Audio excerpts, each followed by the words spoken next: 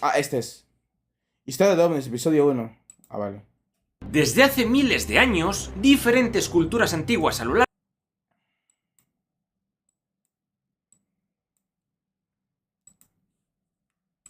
Vale, va. Desde hace miles de años, diferentes culturas antiguas a lo largo de todo el globo han dejado relatos que hablaban de seres venidos del cielo. Algunos eran benignos, Si ya están dando 2 subs a los desamparados. mientras que otros eran seres horribles y provocaron muerte y desolación. ¿Son todas estas historias ciertas? ¿Existen los alienígenas? ¿Ha sido el mundo visitado por seres del espacio montados en platillos volantes? Amigos, hoy toca hablar de la historia de los ovnis y de los extraterrestres. Yo lo he dicho, yo creo totalmente en los extraterrestres. Es imposible que seamos la única vida inteligente en todo el universo. Pero lo único que no me creo es que vienen a revisarnos el ano. Personalmente yo creo que los ovnis son o bien fakes o bien armas aéreas secretas. Por otro lado, creo que existe vida extraterrestre en algún lugar de este vasto universo, pero dudo muchísimo que hayamos entrado en contacto con ella. Aunque no me cierro a nada, tengo que ser realista, y las posibilidades de que haya un contacto con aliens y logre mantenerse en secreto son muy improbables. Pero como fan de la ciencia ficción, este es un tema que me encanta y me fascina, además de que es muy divertido, y sobre todo creo que es interesante saber de dónde vienen todas estas ideas tan rocambolescas. Tengo muchas ganas de hablar de todo esto, así que allá vamos. Vamos a verlo. Alienígenas ancestrales en el Egipto. Porque Egipto todo. Empecemos por nuestro pasado más remoto. Hablemos de la hipótesis de los antiguos astronautas, según la cual los aliens ya nos visitaron en el pasado y ayudaron a desarrollar las culturas humanas. Según esta creencia, muchas construcciones Entonces, megalíticas ¿que mi primo conoció a Alf es mentira? No, no es mentira, pero todo el mundo lo conocimos en televisión. habían sido obra de extraterrestres, y muchos textos sagrados antiguos no serían otra cosa que un relato ingenuo y Nixon dice, cuando crucen los dedos para ver a quién le toca la próxima sub. Ojo. Nixon está aventando las limosnas.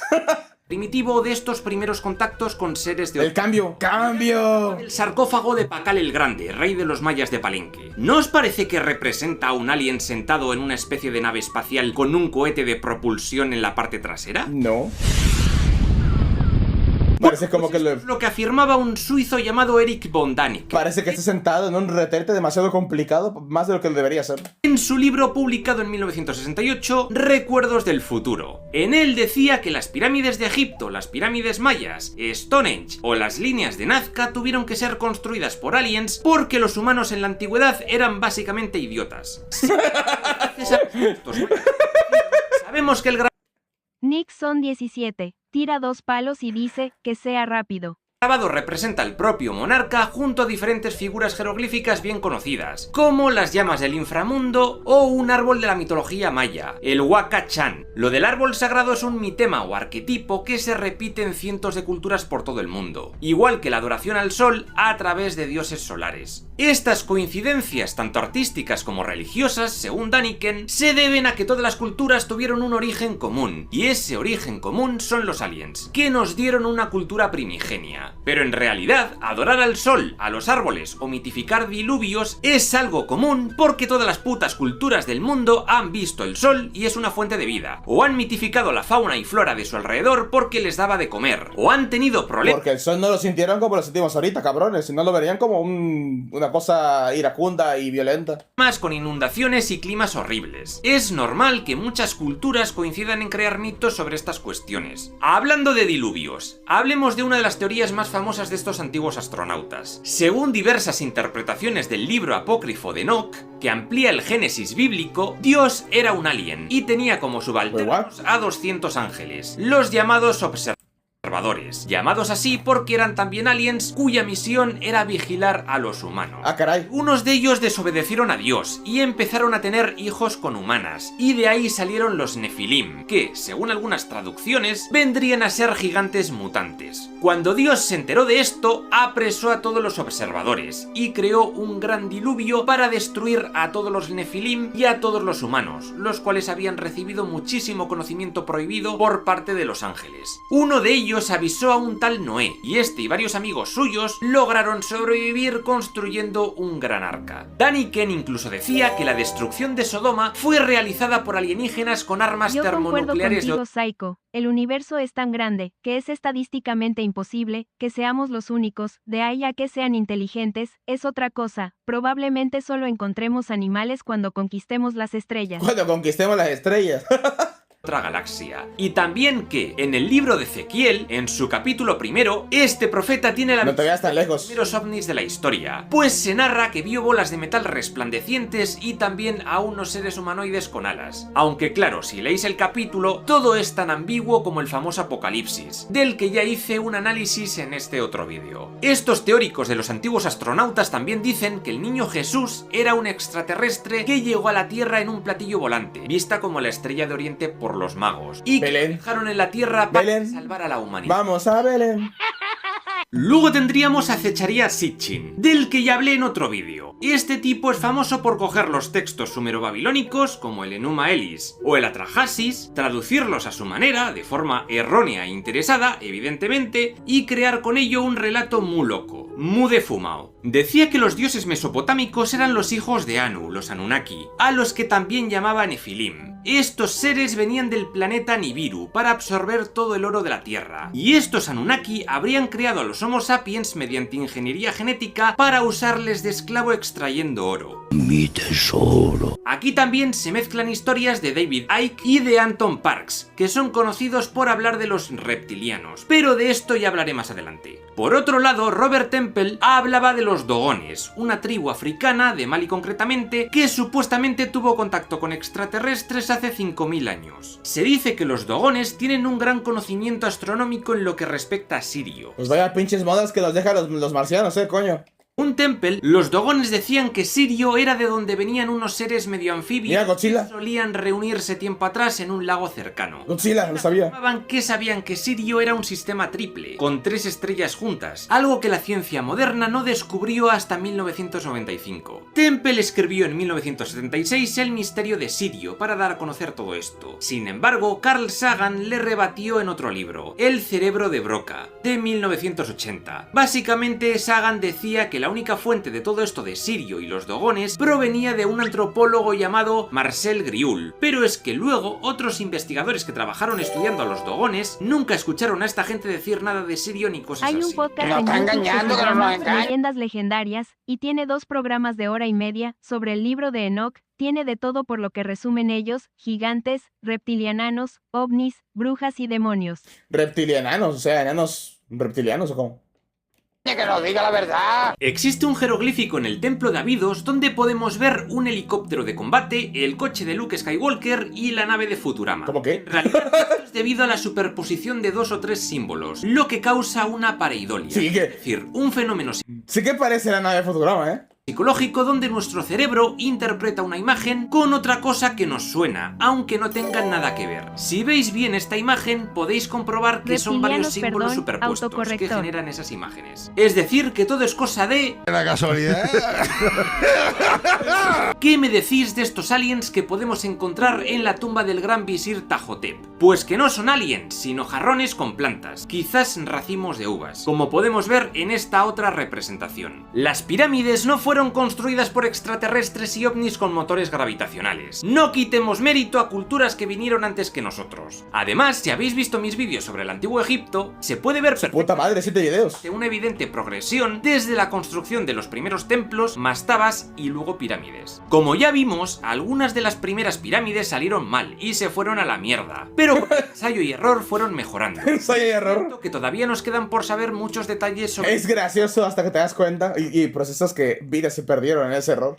constructiva, pero no cabe duda de que fueron construcciones humanas. Lo que hacen muchos de estos autores es aprovechar lagunas en los conocimientos de ciertas culturas, en sus registros históricos y arqueológicos, para decir que X cosa fue creada por aliens. Como este meme. Ah, sí, bueno, siempre que vean una cosa así, lo hizo un mago. A mí me gusta llamarlos agujeros de guión históricos, pero eso no significa que no podamos rellenarlos en el futuro, con algún DLC arqueológico. O quizás nunca logremos encontrar respuesta a algunas preguntas de nuestro pasado, pero la vida es así. Lo que no podemos hacer es achacar todo lo que no entendemos a fantasmas u hombrecillos verdes. ¿Los moais de las Islas de Pascua? Claramente son aliens. ¿Las Claramente. estatuas Dogu de la prehistoria japonesa? Claramente. ¿No has visto esos ojos enormes? ¡Son aliens! sin Claramente. ninguna duda! ¿Los pájaros de Otún de los Kimbaya? También. Son naves espaciales, amigo. ¿Los petroglifos de la cultura Nasazi? También. ¡Tremendo alienardo, macho! ¡Eso es un puto alien! Esto ya lo dije en el vídeo dedicado a las tribus de Norteamérica, que quizás estas tribus dibujaban humanos como el puto culo. Al final, suele ser la correcta. Me gusta cómo se expresa. Dibujan aliens como el puto culo. Muchos de estos Sí. Es la respuesta más sencilla. Aliens ni que nada. Es que la gente no sabe dibujar, así de simple. Si yo te dibujo un vato, si yo te hago un retrato de cualquiera de ustedes, me queda un alien, ¿eh? Estos son denominados OPARTs, es decir, Out of Place Artifacts, que en español vendría a traducirse como artefactos fuera de lugar, dando a entender como que están muy adelantados a la época. Ojo, la Nokia, ¿eh? Supone que han sido... Babilonokia. La verdad es que este tema daría para un vídeo entero, pero ahora vamos a seguir con los ovnis, y si queréis otro día ya hablo de los OPARTs. Según algunos de estos fans de los antiguos astronautas, varios textos antiguos hindúes, como el Rig Veda o el Ramayana, también hablaban... Baja 777. Yo no me voy a quedar callado mientras la gente no sabe que Chico Bestia puede coger con cualquier animal existente, y es Virgo porque quiere Psycho. ¿Cómo qué? de ovnis. Estos antiguos hindúes...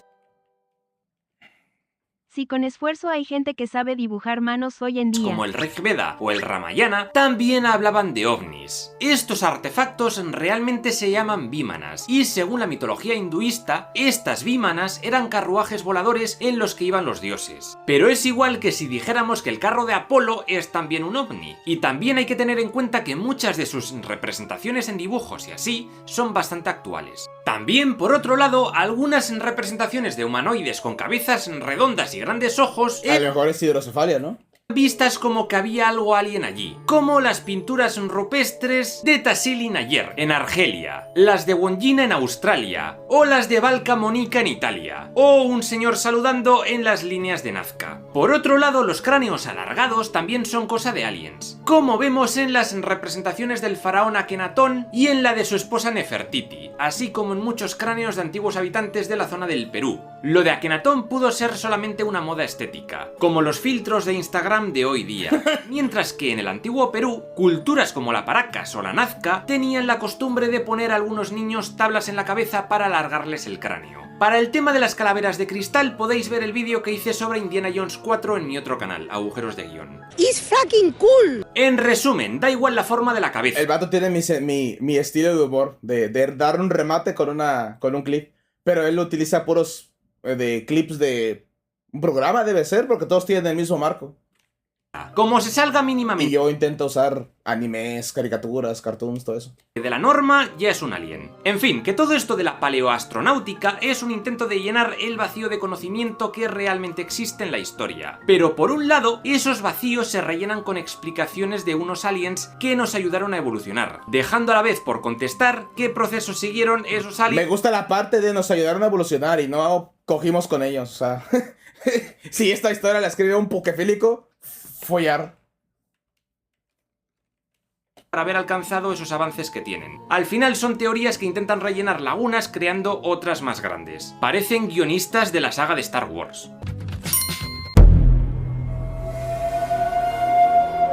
La musiquita esta de Jurassic Ahora Park. pasemos a la Edad Media. En esta época se pusieron muy de moda, especialmente en Europa, historias de seres fantásticos. Hadas, ninfas, duendes, elfos, sílfides... Muchos de estos seres se dedicaban a raptar a personas, y para un francés llamado Jacques Vallée, estos cuentos fantásticos eran la forma en la que la gente de la época explicaba extrañas desapariciones en su aldea o por los bosques. Y por supuesto no eran otra cosa que abducciones alienígenas. ¡Tengo miedo! Bien, en el año 776, durante el asedio de Sigiburg, bueno, según las teorías referentes a mitos babilónicos, los humanos sí cogieron con los aliens.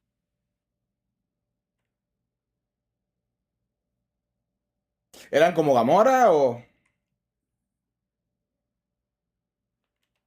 En Francia, por parte de los sajones, se cuenta que los soldados vieron como discos llameantes en el cielo. En la ciudad francesa de Angers, en el año 842, también tenemos noticias del avistamiento de un objeto volador no identificado en el cielo. En estos casos no hay mucha más información, quizás fueron meteoritos o quizás imaginación. Recordemos que Constantino el Grande, antes de una batalla, afirmó haber visto una cruz en el cielo y que por eso comenzó a pintar la cruz de Cristo en sus escudos. Una historia curiosa es la leyenda de los niños verdes de Gulpit. Resulta que algunos habitantes del pueblo inglés de Gulpit encontraron y rescataron dos niños atrapados en un foso. Capas, claramente. Los dos eran verdes, hablaban una lengua ininteligible y solo comían verduras verdes. El niño murió pronto, pero la niña empezó a comer carne y se le fue quitando el tono verdoso de la piel. También aprendió el idioma local y contó que el lugar del que venía todo el mundo era verde. Claramente la niña era una alien. En realidad, existen teorías para explicar aquello. Por un lado, los niños podrían padecer clorosis, una rara enfermedad anémica que tiñe la piel de color verdoso. Por otro lado, podrían ser niños pertenecientes a tribus britonas escondidas en cuevas, quienes hablarían un idioma céltico, y estas tribus también solían pintarse el cuerpo con pinturas de guerra de diferentes colores. O también puede ser que la historia sea solo un cuento y alguien se la haya inventado.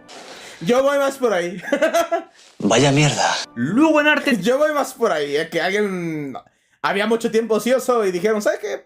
Pues vamos a hacer un relato de niños verdes. Ya ven que por el tiempo usaba mucho el tema de los relatos y las fábulas para intentar advertir a niños, juventud y también adultos, ¿por qué no?, sobre peligros del bosque o de zonas desconocidas.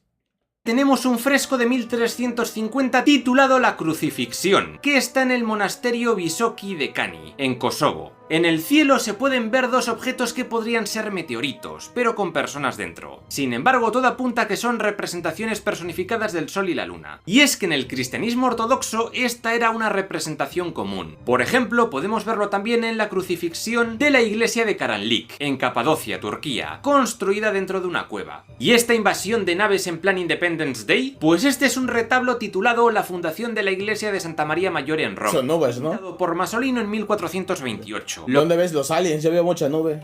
Muestra. En una región de España, también hay un relato de unos niños verdes, y supuestamente llevaron a algunos niños con ellos a su cueva, y crecieron lo que sería 10 años, en una semana, que es lo que se fueron con los niños. Joder. Güey. El cuadro es un evento ocurrido en el año 358, una inusual nevada que hizo que el Papa Liberio decidiese fundar la susodicha basílica. Aquí podemos ver otras nubes representadas en la época y vemos que son bastante similares, como estas de Benozzo Gozzoli. No eran realistas, sino estilizadas, como estaba de moda en aquellos años. Tiene arte, creatividad. Ahora pasemos a la Edad Moderna. Los hechos... Esas nubes son supuestamente con ovnis. Prefiero pensar que son nubes. En esta época fueron el fenómeno celeste de Nuremberg, en Alemania, en 1561, y el fenómeno celeste de Basilea, en Suiza, en 1566. Aquí se habló de que los habitantes de estas ciudades vieron multitud de esferas negras y cilindros que se desplazaban con gran rapidez y de forma errática por el cielo. Algunas se volvieron rojas y desaparecieron. Esto fue recogido por un periódico de la época, que incluía un grabado de Hans Galser. Y según los testimonios, aquello parecía una batalla aérea. También se decía que tras todo esto surgió un gran objeto triangular negro en el cielo y que cayó a tierra entre nubes de humo. ¿Qué explicación podría tener esto? Para unos esto fue una lluvia de meteoritos y para otros se trató de fenómenos ópticos como el halo y el parhelio. O quizás fuera una tormenta eléctrica. O quizás una histeria colectiva de rollo religioso. O quizás aliens. En esa época los fenómenos meteorológicos raros eran atribuidos a castigos divinos y cosas así. Si en la antigüedad de estos fenómenos salieron mitologías de todo tipo, no es raro pensar que en la Edad Media siguieran representando la voluntad del dios de turno. Todavía la ciencia y la climatología no se entendía como lo hacemos a día de hoy.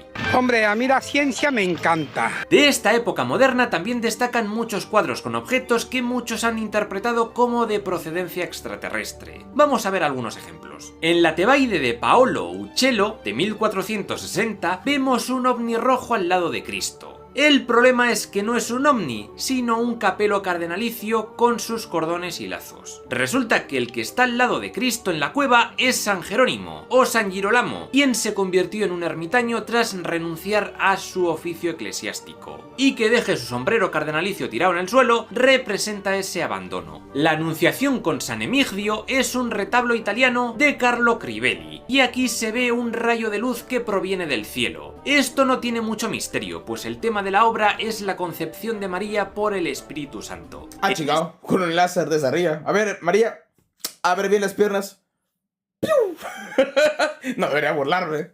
Voy al infierno. Esta Madonna de finales del siglo XV, atribuida a Tondo Miller o a Sebastiano Mainardi, vemos al fondo lo que parece ser un ovni. Según los expertos, simplemente es simbología de la estrella de la Anunciación, donde a veces los ángeles tienen forma antropomórfica y otras veces se representaban como una nube brillante. Algo parecido vemos en la obra El bautismo de Jesús, del holandés Arend de Gelder, de 1710. ¿Está este ovni intentando abducir al Jesús y a Juan Bautista? No, de nuevo es el Espíritu Santo. Si es que hasta se ve la paloma ahí, porque en aquella época era costumbre representar a este Espíritu Santo como una fuerza divina intangible, o con una paloma. Y para reforzar su halo divino, se lo dibujaba como algo luminoso, a veces como un disco solar, igual que al dios Atón durante el periodo amarniense de Egipto, o como a muchos otros dioses solares o celestiales. Pero sin duda, el cuadro más famoso en este aspecto de la conspiración ufológica es Glorificación de la Eucaristía, de Ventura Salimbeni, de 1600. Pero algunos lo llaman el Sputnik de Salimbeni, porque el objeto central realmente parece un satélite de la Unión Soviética. ¿Es realmente ese objeto un satélite que no sería creado hasta 350 años después? Pues no. Lo que vemos es una bola del mundo, que representa la creación de la Tierra, y cuyos meridianos y paralelos están siendo pintados con pinceles por Dios y Jesús. No son antenas, son pinceles, o cetros divinos, dicen otros. Si veis la Trinidad... Ah, sí, ahí sí parecen pinceles. Veréis que el concepto es el mismo, o alegoría cristiana de Jan Provost. Como veis, hay cientos de ejemplos más. Es impresionante.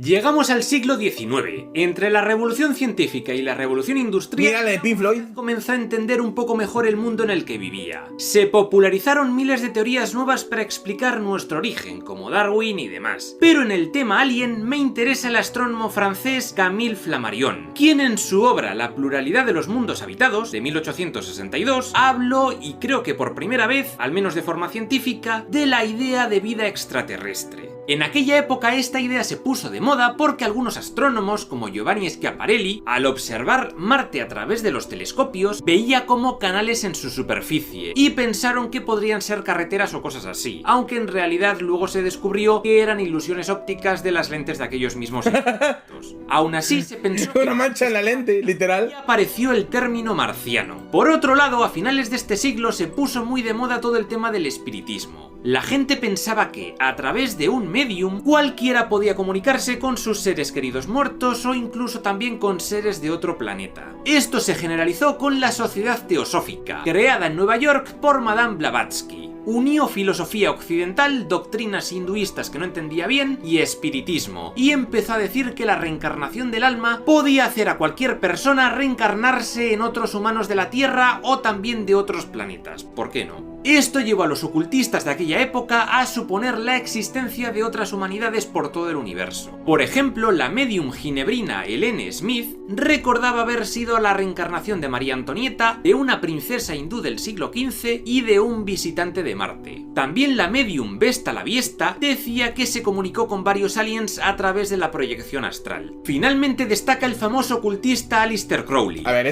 Podría decir que junto con la Sociedad Teosófica es una medium, para mí que los chakras con los espíritus se cruzaron y creyeron que eran aliens. ¿A puto Aleister Crowley también? Fue el precursor de los hippies y del movimiento New Age. Ya sabéis, espiritismo, ocultismo, neopaganismo, misticismo, chamanismo, drogas alucinógenas... Y de ahí salieron las putas sectas de la gente que esperaba envenenarse y poder... elevar sus espíritus a un cometa o una jalada así. Se cuenta que en 1917 Crowley fue contactado por una entidad de otro mundo llamada LAM, a la cual dibujó, y es extrañamente similar al prototipo de alien gris que conocemos desde los años 60. Bueno, realmente Crowley decía que estos seres eran transdimensionales y que estaban tratando de abrir portales para ayudar a la humanidad a avanzar hacia una nueva era, la era de Acuario, alguna de estas. Y es que fue de todo este rollo espiritista del que nació y fue cogiendo forma todo lo que hoy sabemos de los aliens y de los ovnis, mezclado por supuesto con un montón de cosas más que ya iremos viendo. Y lo de Paul. Luis, yo te paso este huevo en nombre de Dios Padre y Santísima Trinidad, tutúa. Ahora tenemos que hablar de la famosa oleada. Oye, quería que rompiera el huevo, a ver cómo salió el huevo. 6 a 1897. ¿Qué es esto, os preguntaréis? Pues resulta que en esos años, ¿un dirigible? de los Estados Unidos, especialmente en San Francisco, comenzaron a verse objetos voladores no identificados a mansalva. Incluso estos avistamientos se dieron también en algunas zonas del este del país. Lo curioso es que estos informes no hablaban de platillos volantes, sino de dirigibles o cepelines misteriosos que sobrevolaban el cielo nocturno y que tenían luces y alas gigantes. Algunos periodistas sí que mencionaron la hipótesis extraterrestre y que venían de Marte, siguiendo la corriente de Schiaparelli con sus canales, pero fue algo residual. Aún así se dice que estos fueron los predecesores culturales de los modernos avistamientos de ovnis. Como vamos a ver, en cada época y cultura, los ovnis y los aliens van a adquirir diferentes formas. Fue unos pocos años después cuando los cepelines empezaron su andadura como vehículos de transporte más o menos habituales, y tuvieron gran aceptación hasta el incidente del Hindenburg en 1937. Y es que estos trastos eran la mar de peligrosos. Una teoría dice que estos avistamientos fueron vuelos de prueba de prototipos de cepelines reales, y sería algo que tendría bastante sentido, pues el inventor estadounidense Solomon Andrews ya había hecho algunos vuelos de prueba con su Aerion en 1863. A esto habría que añadir el amarillismo del Se ven como esas naves que intentan hacer volar en las competencias de Red Bull. Actualmente, se reportan ovnis esféricos, en nube, o como ciudades flotantes. Ciudades flotantes es la más interesante. Los ovnis platillos nunca me han convencido. O sea, no sé del viaje espacial, pero se me hace que para romper velocidades luz y todo eso, como que las formas circulares son muy inconvenientes, ¿no? Periodismo de la época, que Pero repito, yo que sé de viajes estelares. De gente que había visto a los ocupantes de aquellas aeronaves y afirmaban que eran monstruitos venidos de Marte. A comienzos del siglo XX también se reportaron avistamientos de aeronaves misteriosas en los cielos de Nueva Inglaterra, Nueva Zelanda y diferentes puntos de Europa, pero todo apunta a que podrían tratarse de cepelines privados. Como ya digo, en aquella época estos vehículos eran bastante habituales. Hay que tener en cuenta que en esos años la literatura de ciencia ficción estaba en auge. Julio Verne o H.G. Wells ya hablaban en sus libros de máquinas submarinas y aéreas que solo existían en su imaginación. Y bueno, ¿qué decir de la novela La Guerra de los Mundos? Vamos a hablar de ello. Esta novela del inglés H.G. Wells fue publicada en 1898 y en ella se contaba por primera vez, que se sepa, una invasión de los marcianos a la Tierra. Marcianos como seres malvados que venían a conquistarnos. Y con láseres que no sé si te graban y dejaban la ropa. Al final, a pesar de su superioridad tecnológica, lo único que logra detener a estos marcianos son los virus de la Tierra. Y es que Wells creía en el darwinismo, que solo los mejor adaptados sobrevivían, y no los más fuertes. Y eso trató de plasmar en la novela. Bueno, como técnicamente están hechas para viajar por el vacío del espacio, no necesitan ser aerodinámicas. Justo 40 años después, en 1938, un joven artista llamado Orson Welles, quien trabajaba para la compañía teatral Mercury Theatre, decidió adaptar el de los jajas. El de los jajas. Todo en formato de noticiero, para darle mayor realismo. Y aunque al principio del programa se avisaba de que todo era ficción, la gente que ponía la radio con la historia ya empezada se quedó flipando. Mucha gente se creyó que la invasión de alienígenas era real, y claro, se lió muy parda. Tanto en Nueva York como en Nueva Jersey cundió el pánico entre los ciudadanos, y hubo un caos tremendo. Tras la histeria colectiva, Orson Welles tuvo que pedir disculpas, pero la cosa es que el incidente impulsó su carrera, y poco después rodó obras maestras del cine, como Ciudadano Kane. Ole. A los que no les fue nada bien fue a los de Radio Quito, una emisora de Ecuador, que decidieron también adaptar la Guerra de los Mundos en 1949. Sin embargo, algunos quitenses se lo tomaron como el orto e incendiaron la sede radiofónica. Murieron 5 personas. ¡Joder! También en los años 30... Eso suena muy extremo, pero de la zona. De cohetes de Estados Unidos que era un fanático de Crowley. El tipo quiso concebir un bebé con su mujer a través de rituales mágicos. ¿Cómo qué? Ese bebé, al que llamaban Babylon, se convertiría en una figura mesiánica que lideraría la nueva era. En resumen, que era como una especie de anticristo. Parsons le dijo a su mujer que pronto vería señales en el cielo, objetos con forma de cigarros, que para él no eran ovnis, sino eso, señales y manifestaciones interdimensionales. Por cierto, este Parsons era muy amigo de Lafayette Ronald Hubbard, el fundador de la cienciología. La casualidad. En estos años la ciencia ficción se empezó a poner muy de moda en los Estados Unidos, y esto estimuló la imaginación de muchos para creer en la vida más allá de la Tierra. Y también estas historias sirvieron como escapismo tras todo lo que fue la Segunda Guerra Mundial. De momento aquí lo dejamos, y en unos días sacaré la segunda parte, donde veremos los casos ovnis más famosos de la historia y toda la mitología en torno a ellos.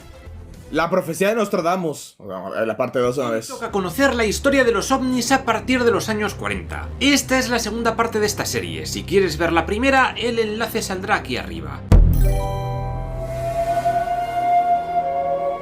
Bueno, en realidad en la novela, y de hecho por época la O en la que salió, esos aliens son bien débiles, con decirte que pudieron destruir un par de esos tripies con armamento de la época, y lo máximo que hacían era tener un rayo de calor. Con la tecnología actual, si los aliens de la novela Invade la Tierra, la paliza que les daríamos sería brutal. ¿Será? Hot Nixon.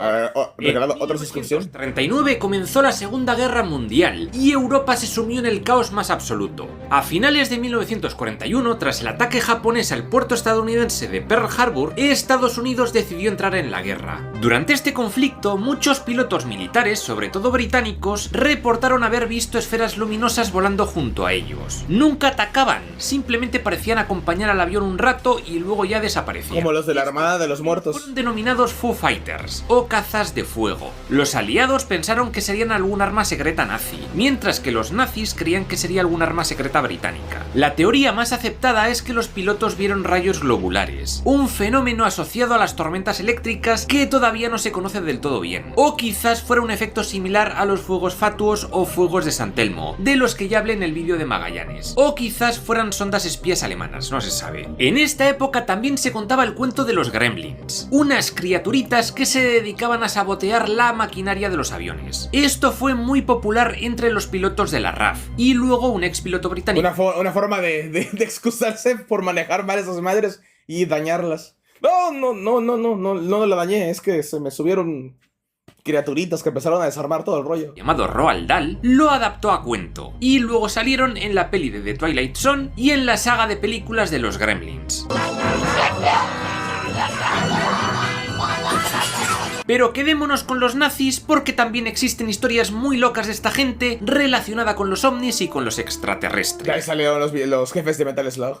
Como ya he contado en alguna ocasión, algunos nazis tenían una obsesión enfermiza con el esoterismo, creando sociedades secretas como la Sociedad Thule o Sociedad Zul y la Sociedad Brill, que reivindicaban la raza aria y demás locuras. Dentro de estas sociedades destaca la Nenerve, una especie de entidad educativa arqueológica que buscaba investigar todas estas cuestiones. Fue esta Nenerve la que financió en 1938 a Heinrich Himmler y a Ernst Schaffer para realizar una expedición al Himalaya y al Tíbet en busca del origen de la raza germana y de lo que quedaba de la Atlántida o de Shambhala. Porque sí, algunos nazis pensaban que venían de otro planeta o de una raza superior que antiguamente gobernaba la Tierra. Significa no beber, no fumar, no tomar droga, sexo y rock and roll. Y también en 1938 los nazis exploraron la Antártida, concretamente la tierra de la reina Maud. Y diréis, ¿con qué propósito? Pues bueno, los conspiracionistas dicen que intentaban crear una base secreta para sus ovnis, aunque lo más seguro es que fuera para crear una estación ballenera para aumentar la producción de aceite de ballena, o quizás una base segura para esconderse tras la guerra. En 1947, 2 años después del final de la guerra, los estadounidenses llevaron a cabo la operación High Jump, un grupo de maniobras militares de entrenamiento cerca de la Antártida. La leyenda dice que en realidad fueron a destruir los últimos aviones, como aún eran de un metal delgado, el chocar con él a aves, dejaban marcas parecidas a garras en el fuselaje. Ah, vale. Explicaciones y destruyendo un poquito del misterio del mundo. Reductos nazis que quedaban en aquel continente helado. Pero, ¿los nazis tenían la tecnología para crear ovnis? Realmente no, pero desde luego lograron grandes avances tecnológicos con sus aviones. Por alguna razón veo las imágenes y me vienen las musiquitas en la mente. Tarararán, tarararán, tararán. Es Metal Slug. Tarararán. Reacción, como el Messerschmitt Me-262, y con sus misiles como el mítico misil balístico V2. Incluso podríamos hablar del Horten. Yo tenía ese avión de unicel. ¿Cuántos de ustedes compraron aviones de batalla así tal cual? Así eran las ilustraciones y nada más eran piezas de unicel que ahí mezclabas con las alas y ya tenías un avioncito para tirar. Yo como tenía de esos, me las compraba mucho mi mamá. Así era, no tenía gracia. Nada más venían con un pedacito de plástico para que sea la nariz. El ala lo metías en un huequito. También la cola. Y ya tenías un avión poderoso. Yo como tenía de esos, como los extraño. Dos. Psycho, mi papá los tenía de colección. Los tenía, ¿qué hiciste, cabrón? Dice, cabrón, estás viejo. 209, un prototipo creado por los hermanos Horten, el primer ala volante con motor de turbina a reacción del mundo. Pero quizás el mayor mito de... En ese pedacito de plástico tenían una hélice que giraban y volaban muy bien, así es. Ya no los hacen, ¿verdad? Hace mucho no los veo. Nostalgia. Qué lejos estoy del suelo donde he nacido. De todos sea la campana, o Die Glocke, un supuesto dispositivo tecnológico nazi de alto secreto que tenía un motor de antigravedad y que volaba como si fuera un ovni. De todas formas, esto parece ser solo un invento... Sí, acá todavía los venden, Psycho, acá en las primarias. Aquí en las primarias no. Y mira que últimamente he estado cerca de esos ambientes. Autor polaco llamado Igor Witkowski. Los estadounidenses también tenían sus aviones experimentales, como este en forma de disco llamado Vought V-173 o Flying Pancake, o su secuela, el Vought XF-5U o Fly It Flapjack. Aunque el uso de estos fue muy limitado, mucha gente pensó que sus vuelos de prueba podrían haber dado origen a muchos testimonios de ovnis. Tras el fin de la guerra, muchos científicos nazis fueron capturados tanto por los soviéticos como por los estadounidenses. Esto fue lo que se llamó... Mira, sí, todavía para los vean. Avión unicel. Mira, para que no sepa de qué cojones estamos hablando, son estos. Para el que no sepa de qué cojones estamos hablando, son estos de acá. Ahí venían estos sobrecitos. Y ahí tenía su hélice, tenía sus cositas, y ahí ensamblabas el avión. Puede ser simple, pero eran horas y horas de diversión. Ahí está más o menos la colección completa. Me siento muy nostálgico, como quiero comprar uno. ¿Que cuando eras niño ya habían inventado los aviones? Cabrón, hijo de puta. Hijos de puta. Les estoy compartiendo mi infancia y ustedes me hacen sentir mal.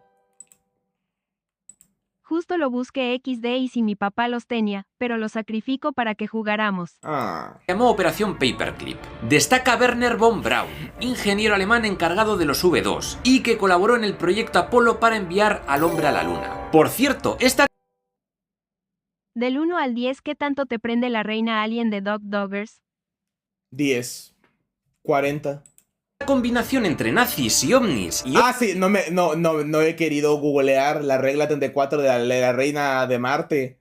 Porque seguramente lo ponen con Dog Doggers y no quiero ver la polla de ese cabrón. Los urbanos de la Guerra Fría siempre me ha molado muchísimo. ¡Eso no es furro, no me jodan! En otro vídeo que hace años escribí una novela muy loca que mezclaba la Atlántida, ovnis nazis... Sí, se la jalaron. Para la serie se la jalaron, o sea... Yo entiendo la parte de que una figura atractiva femenina llama la atención, pero la ultra sexualizaron. Pero, o sea, bikini de metal, no me jodas. El proyecto Filadelfia, la Operación High Jump, el Área 51 y un montón de movidas más. Bueno, y la última novela que estoy haciendo es un tecnothriller medieval de aventuras ambientado en un mundo lleno de dinosaurios. No sé si alguna vez lograré publicar mis idas de olla, pero si a alguna editorial le interesa, aquí os dejo mi correo. Son putas locuras, pero al menos no tienen agujeros de guión. Por cierto, también en futuros vídeos de historia voy a necesitar contratar a alguien que controle de animaciones 2D, After Effects fundamentalmente. Todavía no sé qué estilo es el que busco, pero si os animáis, mandadme al email cosas que hayáis hecho y yo me lo voy mirando. Ojo, el portafolio.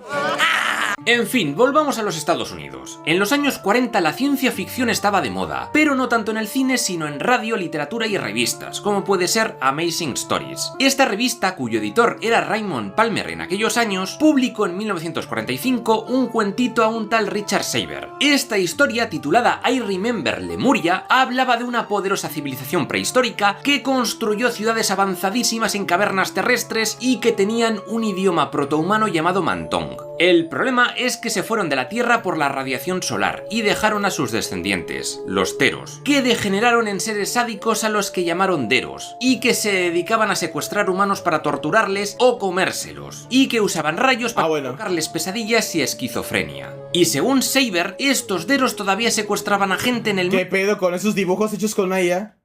O en las alcantarillas. Este cuentito tuvo tanto éxito que impulsó sobremanera esta revista. Otra revista importante fue Weird Tales, más centrada en la fantasía y en el terror, y que es famosa por haber publicado los primeros relatos de H.P. Lovecraft. Este escritor de Providence murió en 1937, sin ser... No son IA, pero te entiendo, sí, obviamente, no son IA. O sea, la fecha de la ilustración, pero parecían hechos por IA. Prácticamente conocido, pero sus amigos, también escritores, dieron a conocer su obra en los años 40 a través de una editorial creada por ellos, Arkham House. Así la gente comenzó a conocer el subgénero de horror cósmico, un nuevo tipo de terror que se alejaba de historias de fantasmas o del satanismo para incluir elementos relacionados con razas alienígenas antiguas y monstruosas o la existencia de otras dimensiones. Gran parte de sus historias se enmarcaban dentro de los mitos de Cthulhu, siendo Cthulhu su monstruo alienígena más famoso.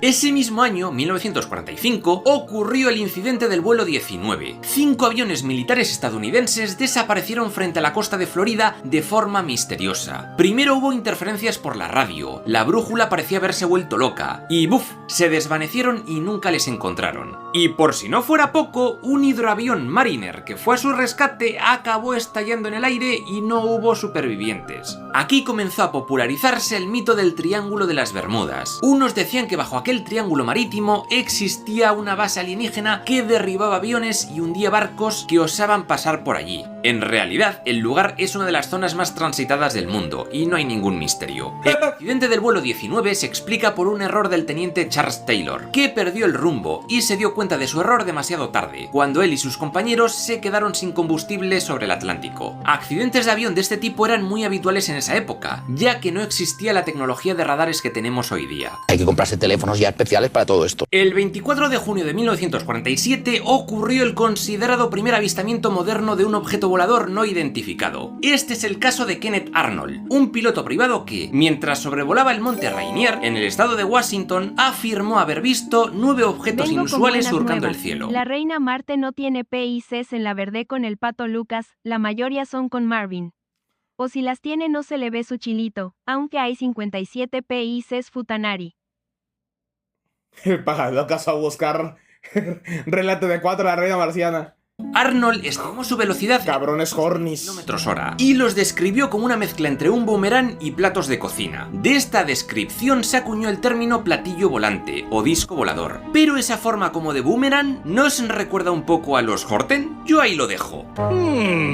Tras este hecho, Kenneth Arnold se hizo famoso y colaboró en diferentes investigaciones para corroborar la veracidad de diferentes testimonios de gente que decía que también había tenido contacto con ovnis. Raymond Palmer publicó su historia en Amazing Stories y hasta envió a Arnold como reportero a la isla de Maury, al sur de Seattle, donde 2 trabajadores portuarios aseguraban que 6 ovnis con forma de donut les lanzaron como fragmentos de metal. Arnold se entrevistó con 2 militares de la Fuerza Aérea de Estados Unidos, la USAF, y estos examinaron los metales y dijeron que solo era aluminio y que todo aquello parecía un timo. El caso es que pocos días después, estos 2 militares, Frank Brown y William Davison, se estrellaron con su avión de regreso a California y palmaron.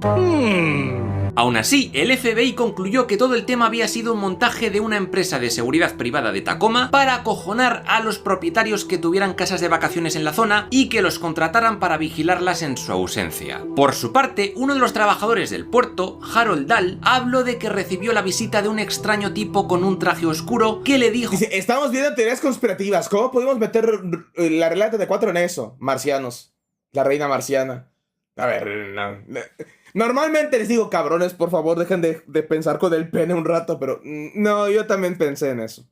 Que olvidara todo el asunto. A partir de este testimonio... No es fácil olvidar personajes que son innecesariamente súper sexualizados. Se popularizaría el tema de los hombres de negro, agentes secretos del gobierno cuyo objetivo era tapar cualquier incidente relacionado con ovnis y con los aliens. ¿Sabes cuál es la diferencia entre tú y yo? Que yo hago que esto luzca. En las semanas siguientes comenzaron a reportarse cientos de nuevos avistamientos de ovnis por todos los Estados Unidos. No queda, mejor me queda el negro. Histeria colectiva o a bromistas o a gente que simplemente quería hacer negocio con todo esto. Destaca el engaño del platillo volador de Twin Falls, en Idaho. Allí unos tipos dijeron que habían recuperado un platillo volador de 75 centímetros. Y cuando el FBI fue a investigar, unos adolescentes confesaron que todo había sido una broma. ¡Era un chiste todo!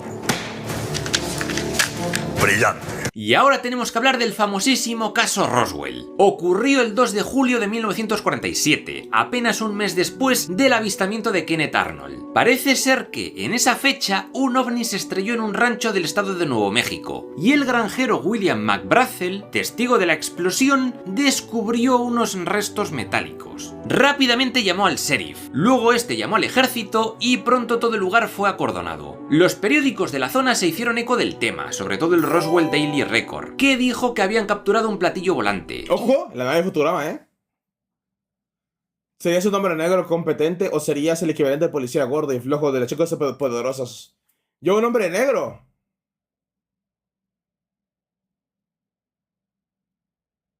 No, yo sería como el que llora en el bar, en la 2, ¿no? Es cuando se pone a llorar. Y la noticia corrió como la pólvora. Incluso se llegó a afirmar que se habían encontrado cuerpos de 3 seres humanoides. Según la versión oficial, las descripciones de Brezel encajarían con los globos sonda que usaba Estados Unidos tanto para estudiar el clima como para espiar a la Unión Soviética. Pues recordemos que estamos ya en plena Guerra Fría. En los años 90, cuando se fueron desclasificando archivos secretos, se investigó que aquel incidente tendría relación con el vuelo número 4 del proyecto Mogul. Esa pregunta se puede responder con una sola palabra: sigilo. ¡Sigilo!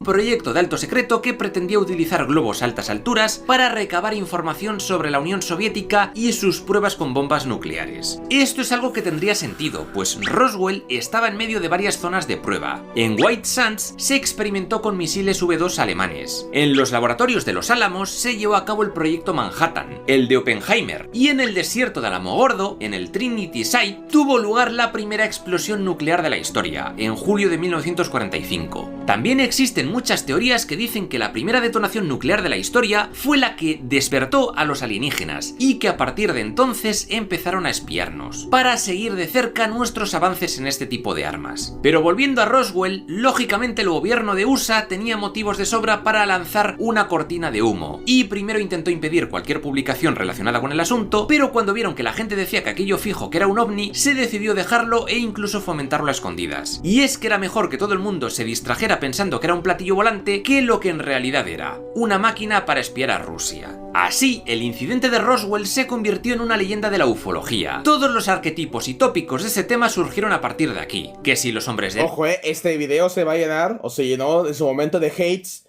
por los conspiranoicos, por los fanáticos de los extraterrestres, que cada que alguien aparece para explicar lo de Roswell dice, no, mamadas, intentos de encubrir la verdad. Negro, que si el gobierno oculta tecnología extraterrestre, que si están desarrollando armas ultra avanzadas con ella, que si la verdad está ahí fuera, etc. Y Roswell pasó a convertirse en la capital espiritual de los ovnis. Ahora hay museos, bares temáticos, merchandising y demás movidas. Esto es más bonito que internet. Ah, y en 1995 salió una grabación de la supuesta autopsia. autopsia. Su video sobre las razas se llenó más.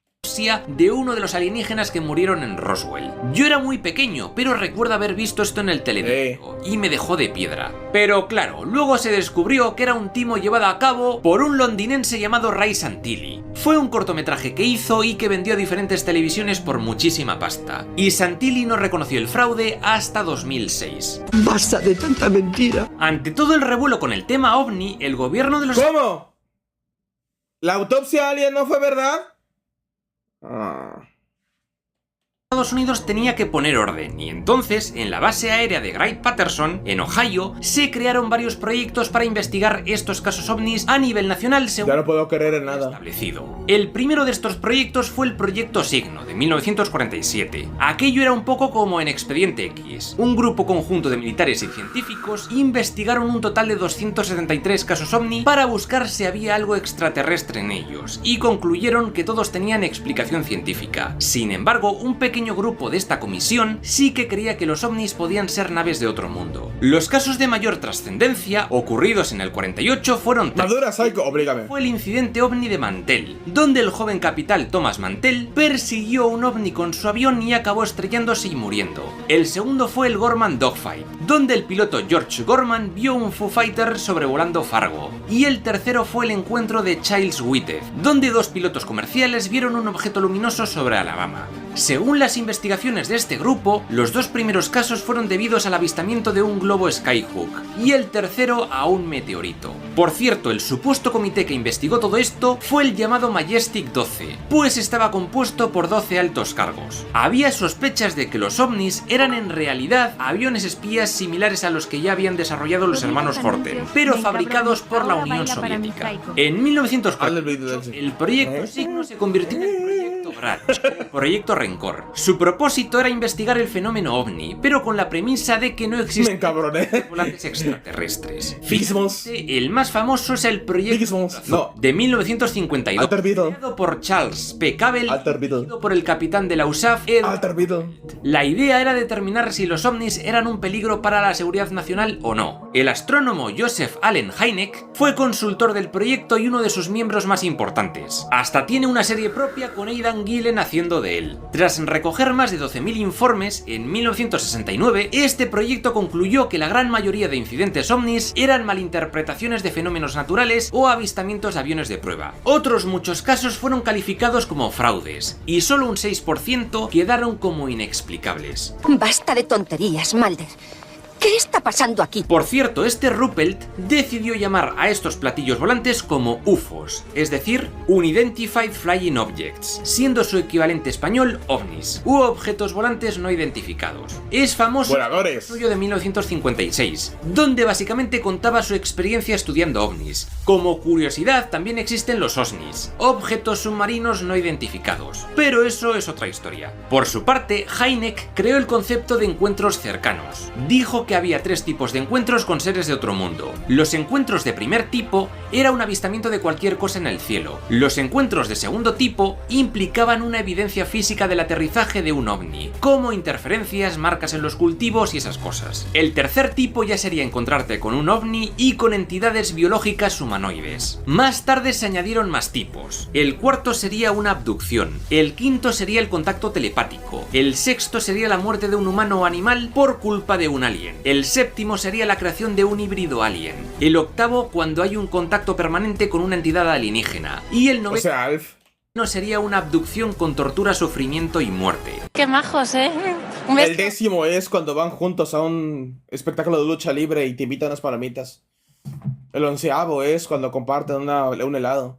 El doceavo es cuando te visita de manera inesperada en Navidad y luego tienes que idear una forma de que la comida dure para todos. A finales de 1949, la revista... El 30º tipo es cuando van todos mundos a una fiesta y se visten igual. Y ahora uno de los dos tiene que cambiarse el traje de manera vergonzosa. True publicó un artículo que decía que los platillos volantes eran reales. El 100º tipo es cuando ambos se dan cuenta que están leyendo el mismo doujin hentai y se sienten avergonzados mutuamente. y su autor era Donald Keyhoe, un excomandante de la Marina estadounidense. Esto causó un revuelo tremendo, y para echar más leña al fuego, al año siguiente, Keyhoe escribió Los platillos volantes son reales, que vendió 500.000 de copias. En julio del 52 se produjeron varios avistamientos ovni cerca del aeropuerto de Washington DC, en 2 fines de semana consecutivos. Aunque el gobierno contó que esto se había producido por un fenómeno de inversión térmica, esto no convenció a casi nadie, y cundió bastante el pánico. Entonces la CIA creó el Comité Robertson. Este fue un comité de científicos, con físicos, meteorólogos, ingenieros y astrónomos, cuyo líder era el Dr. H.P. Robertson, un físico del Instituto Tecnológico de California. Este comité revisó en 12 horas todos los documentos del proyecto Libro Azul, y dijo que lo de los ovnis eran todo patrañas, y se recomendó a las fuerzas aéreas restar importancia a todo este asunto, y emprender campañas de desacreditación y ridiculización a través de los medios de comunicación para hacer que disminuyera el interés del público. Y también y hasta la fecha parece que están funcionando esas madres. Recomendaron vigilar a grupos de conspiranoicos, ya que influían sobre mucha gente. Muchos casos extraños se explicaron como rupturas de fallas, prospecciones y liberación de etileno y otros gases, ya que los movimientos tectónicos suelen provocar fenómenos lumínicos en el cielo, y estos gases generan alucinaciones. Este etileno, por cierto, es el mismo gas con el que las pitonisas del oráculo de Delfos se drogaban para tener sus visiones del futuro. El caso es que tras este comité, el liderazgo del proyecto Libro Azul pasó de la investigación. El clip se drogaban para tener sus visiones del futuro.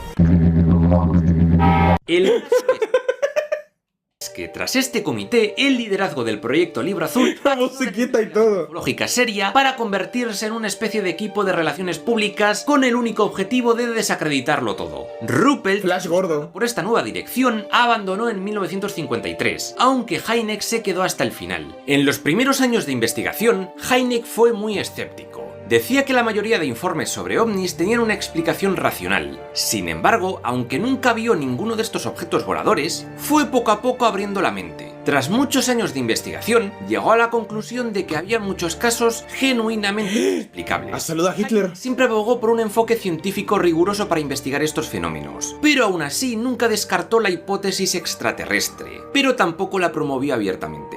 Decía que se necesitaba un enfoque más riguroso, pero claro, con esta nueva dirección, Hynek acabó bastante en desacuerdo con los métodos y las conclusiones de los militares del proyecto, ya que obstaculizaban todas sus propuestas y solo les interesaba encontrar una respuesta rapidita y creíble para quitarse de encima a la prensa. ¡Rápido, venga! Hynek contó su experiencia en el proyecto y algunas de sus investigaciones en The UFO Experience, un libro de 1972, y en 1977 hizo un cameo en la película de Steven Spielberg Encuentros en la tercera fase. Es este tipo de aquí. Los británicos también reportaron casos ovnis, y por ello crearon la Comisión de Estudio de OVNIs en 1950, que constaba de 5 miembros. Este comité concluyó que, de los cientos de casos investigados, solo 3 eran difíciles de explicar, ya que en ellos estaban implicados militares de bastante confianza. Sin embargo, finalmente concluyeron que podrían haber sido efectos ópticos, y dijeron que los ovnis era mentira todo. A partir de entonces, todos los casos de este tipo serían investigados por la llamada sección OVNI. Sección OVNI, la división de Ben 10, ¿no? Con todas estas movidas ocurriendo en los Estados Unidos, el cine de serie B sobre movidas marcianas también estaba a tope. En 1951 se estrenaron Ultimátum a la Tierra, El hombre del planeta X o El enigma de otro mundo, la primera versión de La Cosa, que luego remakearía John Carpenter. Una de mis películas favoritas, por cierto. En el 53 destaca la adaptación de La Guerra de los Mundos al cine, algo que también haría Spielberg medio siglo después. Invasores de Marte también es de SEAC. Y luego ya, en la segunda mitad de la década de los 50, destacaría La invasión de los ladrones de cuerpos, La Tierra contra los platillos volantes, Planeta prohibido, El terror del más allá, The Blob, La masa devoradora o Plan 9 del espacio exterior, una joyita del cutrerío. Con esto, el imaginario estadounidense de la Guerra Fría se expandió por todo el mundo, incluyendo el mito extraterrestre y de los ovnis. Y de hecho, por todo el mundo hubo casos de avistamiento ovnis. ¡Súbido!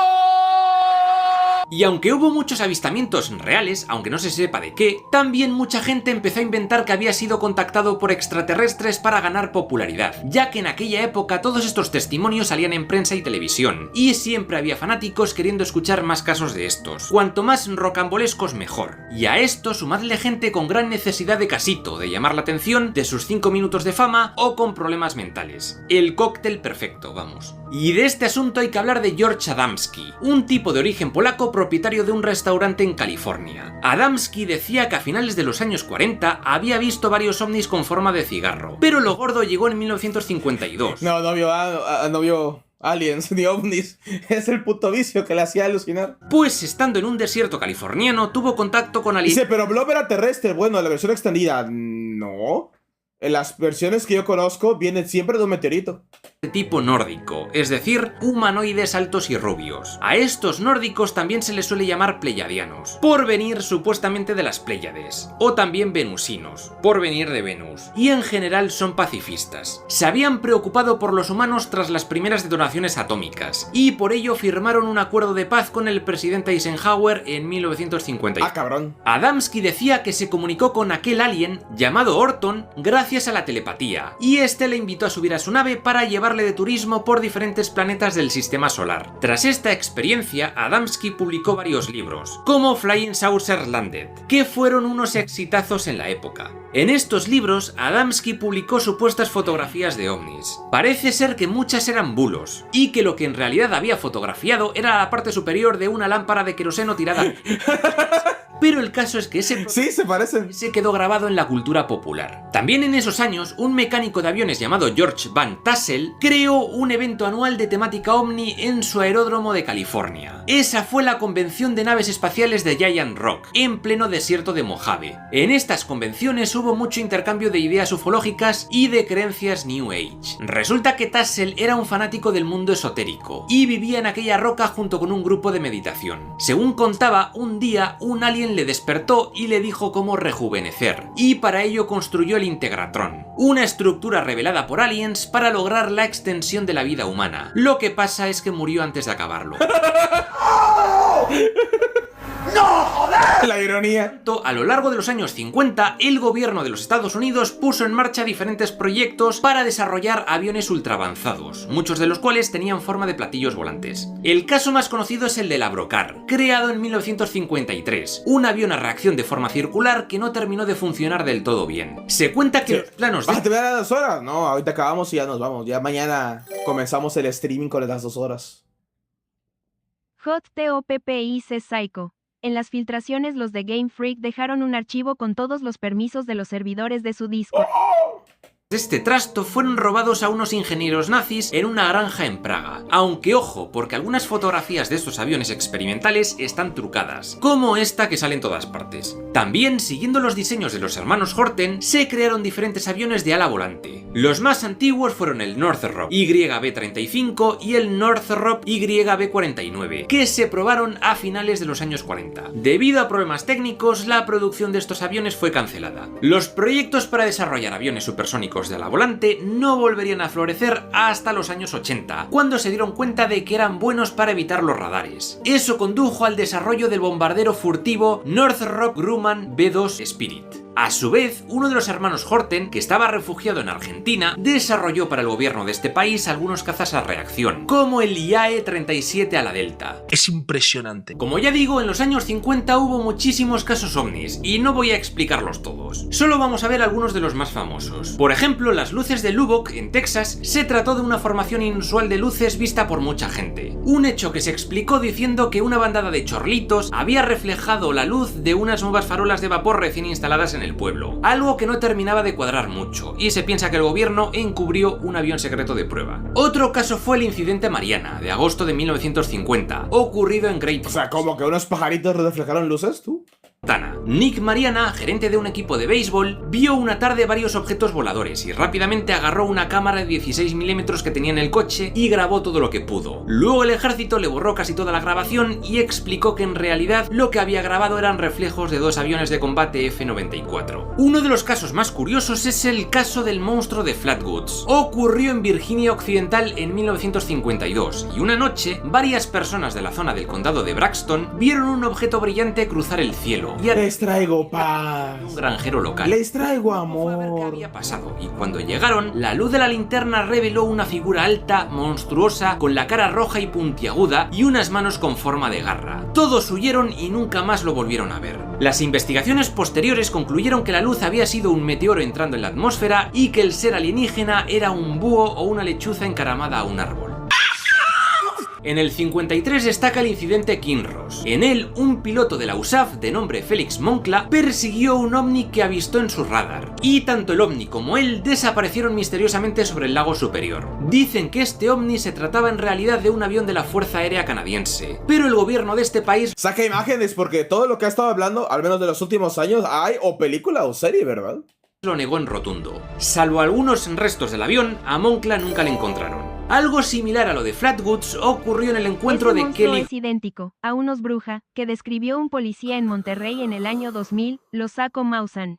El Maussan. Hopkins. ¿Maussan no debió ser Trejo? El 21 de agosto de 1955, en una granja de Kentucky. Esa noche, 7 adultos y 3 niños de una misma familia dijeron que se habían tenido que enfrentar a pequeñas criaturas alienígenas que estaban asediando su granja. Los adultos les habían disparado, ya que aparecían de pronto mirando por las ventanas. Estas criaturas eran descritas como pequeñas, con orejas puntiagudas, manos con forma de garras y ojos muy brillantes y amarillos. Luego los medios dijeron que eran hombrecillos verdes, pero ese fue un añadido posterior, aunque este término, el de hombrecillos verdes, se popularizó muchísimo. La explicación a todo esto sería una combinación de búhos cornudos y una histeria colectiva, y dicen que este hecho luego inspiraría la película de Critters.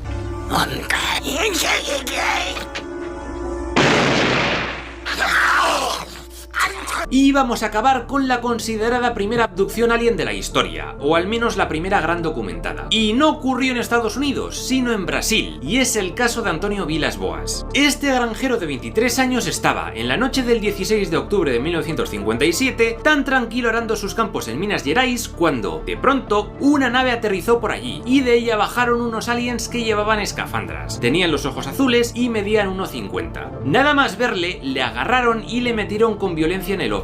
Luego le hicieron experimentos muy extraños, una alien completamente desnuda le violentó sexualmente y finalmente le dejaron en su huerta. Según la teoría más aceptada, Antonio se fue de putas y le hicieron sado. ¿Qué? ¿Qué? Antonio se fue de putas y le hicieron sado. ¿Qué? Y de momento aquí lo dejamos. El sado porque ya saben, ¿no? La sonda anal. Que de todo el tema de los aliens, yo les repito, la única parte que yo me mantengo renuente es que los aliens viajen años luz únicamente para ver qué tenemos en el culo.